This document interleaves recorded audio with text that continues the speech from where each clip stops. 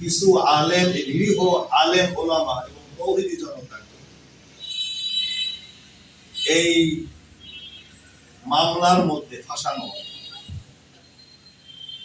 আজকে প্রায় 4 মাস হয়ে যায় যে নিরীহ আলেম, ইমাম এবং কিছু আমাদের ভাইরা, 27 জন আমাদের ভাইরা আজকে দীর্ঘ 4 মাস কারাবরণ করে আছে। তারা যেভাবে কারানিবাসে মানবতা জীবনযাপন করছে, তেমনি ভাবে তাদের পরিবারগুলো, তারাই একমাত্র পরিবারের উপার্জনের সক্ষম ব্যক্তি। আজকে তারা না থাকাতে তাদের পরিবারগুলো মানবতার জীবনযাপন করছে খুব অনাহারে। একজন তো কারাবরণকারী, তার স্ত্রী গর্ভবতী, এখন বর্তমানে সে হাসপাতালে আছেন, সেই 250 বেডে হাসপাতালে আছে, খুব করুণ অবস্থার মধ্যে আছে। এই পরিপ্রেক্ষিতে আজকে দীর্ঘ 4 মাস আমরা বারবার আইনি প্রক্রিয়ায় আমরা জামিনের ব্যবস্থা করেও আমরা কোনো সুরা পাচ্ছি না বা সুন্দর কোনো সমাধান আমাদের আসছে বিধায় আজকে আমরা আপনাদের দ্বারস্থ হচ্ছি।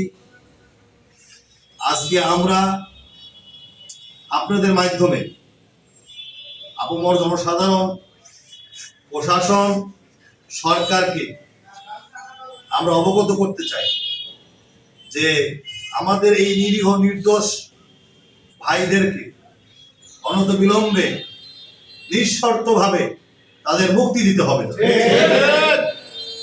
আমরা এই দাবি নিয়ে আসছি, তাদের মুক্তি আমাদের এখন একমাত্র আমাদের মিশন। এটি এই জন্য রাজবাড়ী আপামর তৌহিদি জনতা ভিতরে ক্ষোভে ফেটে উঠছে।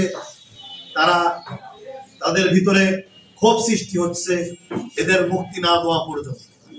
এবং যদি মুক্তি না দেওয়া হয়, এদেরকে যদি মুক্তি না দেওয়া হয় অনতিবিলম্বে, তাহলে আমাদের জনগণ এবং আমাদের আলেম ওলামা সাধারণ জনগণের যে চাহিদা, দাবির অনুযায়ী আমরা কিন্তু মাঠে বড় ধরনের কর্মসূচি দিতে বাধ্য হব।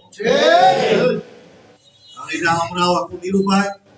আমাদের উপরে জনগণের চাপ, আলেম ওলামাদের চাপ, সাধারণ জনগণের চাপ যে আমরা এই মুহূর্তে বসে থাকতে পারি না, তাদের মুক্তির দাবিতে আমাদের মাঠে নামতে হবে।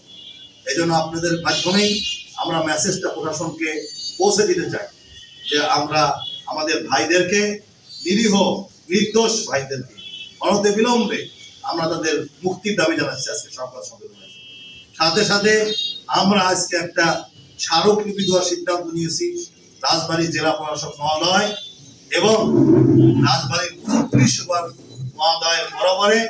আমরা একটা তাদেরকে যেহেতু পূর্বে যে আমাদের সমস্যা হয়েছিল, সেই যে যখন তারা সূচনা হয়েছিল তখন বারবার কিন্তু আমরা জেলা প্রশাসক এবং এসপি সাহেবের কাছে অবগত করেছিলাম, তারাও আমাদেরকে সহযোগিতা করেছিল।